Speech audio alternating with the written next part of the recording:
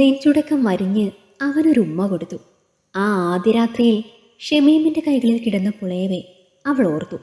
പട്ടണത്തിലുള്ള കോളേജിൽ മകൾ ആൻസി ഫാത്തിമയെ MSc ചേർത്തിട്ട് അവളെ കൊണ്ട് വീട്ടിലേക്ക് തിരിച്ചു വരികയായിരുന്നു ഹൈദ്രോസ് തൻ്റെ സ്കൂട്ടറിൽ. ആ സമയത്ത് പുതുതായി ചാർജ് എടുത്ത എസ്ഐയുടെ ഫോണിലേക്ക് ഒരു കോള് വന്നു. ഹൈദ്രോസിക്കയും ഫാത്തിമയും ടൗണിൽ നിന്ന് തിരിച്ച് ഇങ്ങോട്ട് പുറപ്പെട്ടിട്ടുണ്ട്. പുളിയലക്കര റോഡിലേക്ക് പ്രവേശിച്ചു. ഫോൺ വച്ച ഉടനെ സീറ്റിൽ നിന്നും ചാടി എഴുന്നേറ്റ് എസ്ഐ അലറി, കോൺസ്റ്റബിൾ വണ്ടിയെടുക്ക്. ഉടനെ ആ എസ്ഐയും സംഘവും പുളിയിലക്കര റൂട്ടിൽ ചെക്ക് പോസ്റ്റ് ഏർപ്പെടുത്തി കാത്തിരുന്നു. ഇൻസ്റ്റിറ്റ്യൂട്ടിൽ നിന്നും ഹൈവേയിലൂടെ 5 കിലോമീറ്റർ സഞ്ചരിച്ചാൽ ഹൈദ്രോസിൻ്റെ നാടായ പുളിയിലക്കരയിലേക്ക് വലതുവശത്ത് ഒരു റോഡ് കാണാം. അതിലൂടെ പിന്നെ 8 കിലോമീറ്റർ സഞ്ചരിച്ചാൽ ഹൈദ്രോസിൻ്റെ മാളികയിൽ വീടായി. ഹൈവേയിൽ നിന്നും പുളിയിലക്കര റൂട്ടിലേക്ക് പ്രവേശിച്ച് ഇത്തിരി ദൂരം പിന്നിട്ടപ്പോൾ റോഡരികിൽ പോലീസ് ജീപ്പ് വാഹനങ്ങൾക്ക് കൈകാട്ടി നിർത്തുന്നു. അല്ലോ പോലീസ്! ഹൈദ്രോസ് ഒരു ഉൾക്കിടലത്തോടെ അത് കണ്ട് വിളിച്ചു പറഞ്ഞുപോയി. പുതുതായി വന്ന എസ്ഐയും സംഘവും ചെക്ക് പോസ്റ്റ് വെച്ചിരിക്കുകയാണ്. മോളെ പാത്തു, വാപ്പയ്ക്ക് പണിയായെന്ന് തോന്നുന്നു. എന്താ പാപ്പ? അത് കണ്ടില്ലേ പോലീസ്? അതിനെന്താ, ഹെൽമെറ്റ് ഉണ്ടല്ലോ രണ്ടാൾക്കും. അതല്ലടി, എനിക്ക് ലൈസൻസ് ഇല്ലല്ലോ.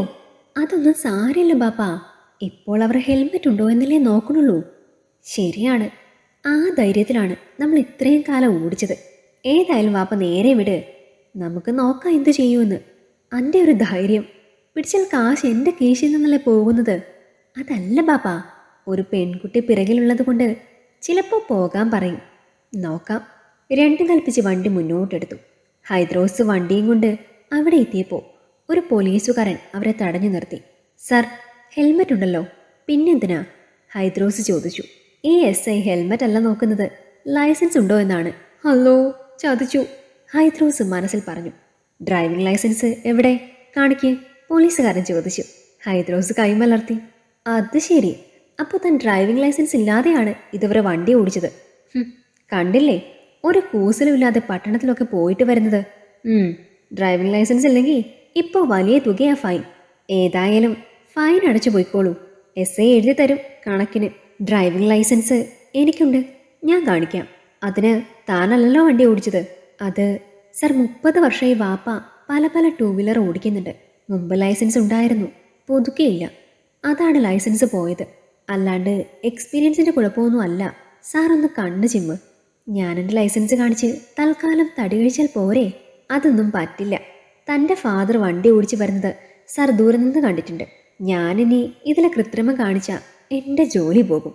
മാത്രമല്ല, ഈ സമയത്ത് സാധാരണഗതിയിൽ മറ്റുദ്യോഗസ്ഥർ ചെക്ക് പോസ്റ്റ് വയ്ക്കാറുമില്ല. അപ്പോൾ അതിലെന്തോ കാര്യമുണ്ട്. പോലീസുകാരൻ തന്നെ നിസ്സഹായാവസ്ഥ പറഞ്ഞു.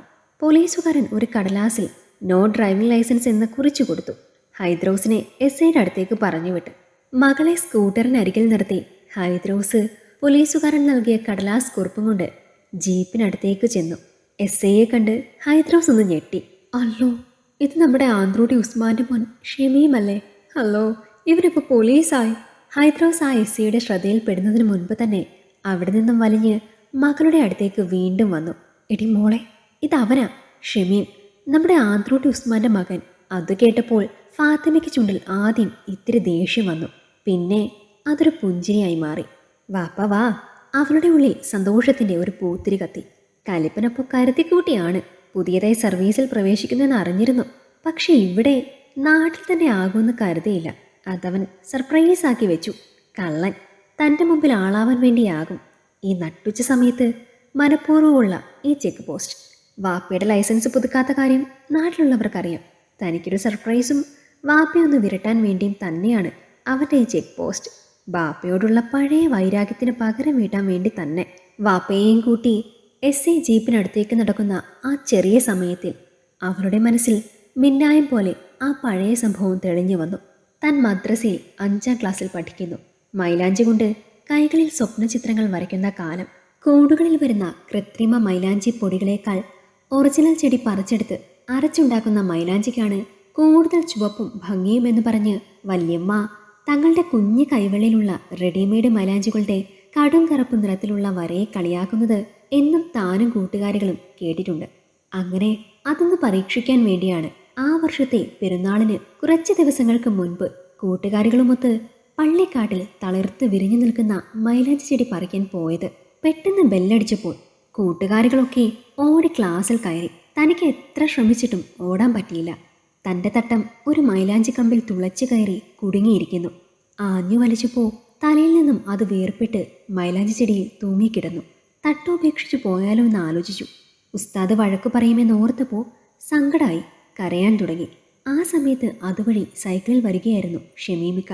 തന്നെ കണ്ടു. അവൻ തൻ്റെ തട്ടം മൈലാഞ്ചി ചെടിയിൽ നിന്നും എടുത്ത് തൻ്റെ നേരെ നീട്ടി.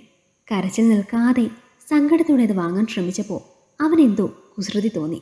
അവൻ 1-2 പ്രാവശ്യം തട്ടം തൻ്റെ നേരെ നീട്ടി. താൻ വാങ്ങാൻ നേരത്തൊക്കെ അവനത് പിറകിലേക്ക് കൊണ്ടുപോയി. ഓരോ പ്രാവശ്യവും അങ്ങനെ ചെയ്തപ്പോൾ തൻ്റെ സങ്കടം മാറി ദേഷ്യവും അത് പിന്നെ ചിരിയായി. അങ്ങനെ തൻ്റെ ദുഃഖം മാറിയെന്നറിഞ്ഞപ്പോൾ അവനത് തന്നു. ആ സമയത്താണ് തൻ്റെ വാപ്പ ഹൈദ്രോസ് ഇതൊക്കെ കണ്ട് അങ്ങോട്ട് കടന്നു വരുന്നത്.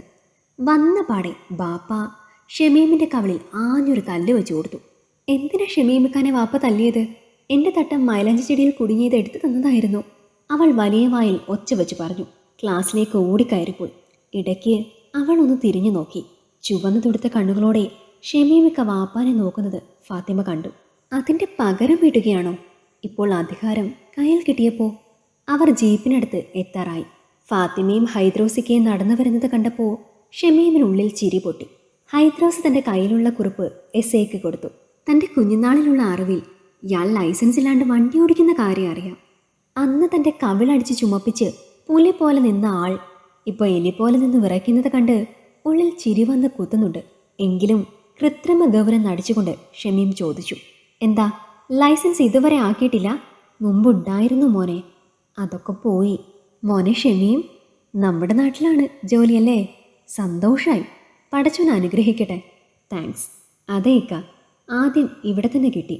മോനെ എങ്ങനെയെങ്കിലും കഴിച്ചിലാക്കി തരണം. മോള് ഫാത്തിമയ്ക്ക് ലൈസൻസ് ഉണ്ട്. അത് കേട്ടപ്പോൾ ഷമീം ഫാത്തിമയൊന്ന് നോക്കി. അവളെ നോക്കി ഒരു കള്ളച്ചിരി പാസാക്കി.